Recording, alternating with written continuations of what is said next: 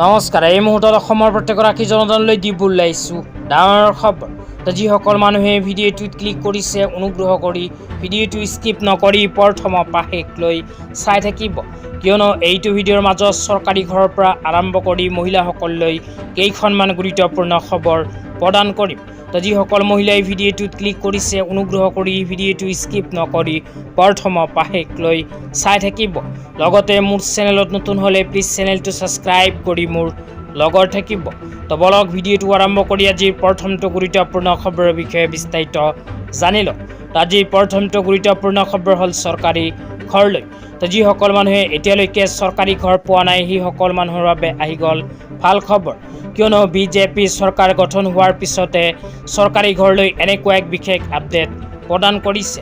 15 লাখ মানুহে আকৌ নতুনকৈ লাভ কৰিব পাৰিব চৰকাৰী ঘৰ। আপোনালোকে যদি এতিয়ালৈকে চৰকাৰী ঘৰৰ বাবে আবেদন কৰা নাছিল তেন্তে আপোনাৰ বাবে আহি গ'ল সোণালী সুযোগ। ইয়াতে কি লিখা আছে আপোনালোকক পঢ়ি শুনাই দিছোঁ। ইয়াতে লিখা আছে সকলোৰে বাবে মৰ্যাদা সম্পন্ন জীৱন, প্ৰধানমন্ত্ৰী আৱাস যোজনা গ্ৰামীণ আৰু নগৰীয়া। আপোনালোকে যদি গাঁও অঞ্চলত বসবাস কৰে তেন্তে প্ৰধানমন্ত্ৰী আৱাস যোজনা গ্ৰামীণ আঁচনিৰ অধীনত লাভ কৰিব চৰকাৰী ঘৰ। লগতে যিসকল মানুহে চহৰ অঞ্চলত বসবাস কৰে সেইসকল মানুহে প্ৰধানমন্ত্ৰী আৱাস যোজনা নগৰীয়া আঁচনিৰ জৰিয়তে চৰকাৰী ঘৰ লাভ কৰিব। তাৰপিছত লিখা আছে NDA কাৰ্যকালত এতিয়ালৈকে নিৰ্মাণ 22 লাখ প্লাছ পকী ঘৰ। বিজেপি চৰকাৰৰ নেতৃত্বত ইতিমধ্যে 22 লাখ মানুহে লাভ কৰিছে চৰকাৰী ঘৰ। তাৰপিছত লিখা আছে 2026 চনৰ পৰা আৰম্ভ কৰি 2031 চনৰ ভিতৰত নতুনকৈ 15 লাখ মানুহে লাভ কৰিব পাৰিব চৰকাৰী ঘৰ। আপোনালোকে যদি চৰকাৰী ঘৰৰ বাবে আবেদন কৰা নাছিল তেন্তে অসম চৰকাৰৰ ঘোষণা অনুযায়ী 2031 চনৰ ভিতৰত আকৌ 15 লাখ মানুহক নতুনকৈ চৰকাৰী ঘৰ প্ৰদান কৰিব। এই সুযোগতে আপোনালোকে কৰিব পাৰিব চৰকাৰী ঘৰৰ বাবে নতুন আবেদন।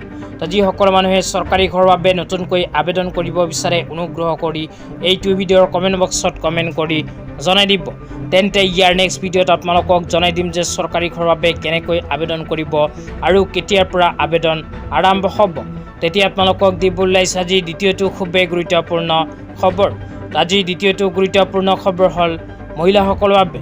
যিসকল মহিলাৰ নাম অৰুণোদয় আঁচনিত অন্তৰ্ভুক্ত হৈ আছে সেইসকল মহিলাই অৰুণোদয় আঁচনিত 3000কৈ টকা লাভ কৰিবনে 1250কৈ টকা লাভ কৰিব, এতিয়া আপোনালোকক বিতংভাৱে জনাই দিছোঁ। অসম চৰকাৰে ঘোষণা কৰা অনুযায়ী মহিলাসকলক অৰুণোদয় আঁচনিৰ জৰিয়তে পৰ্যায়ক্ৰমে প্ৰদান কৰিব 3000কৈ টকা।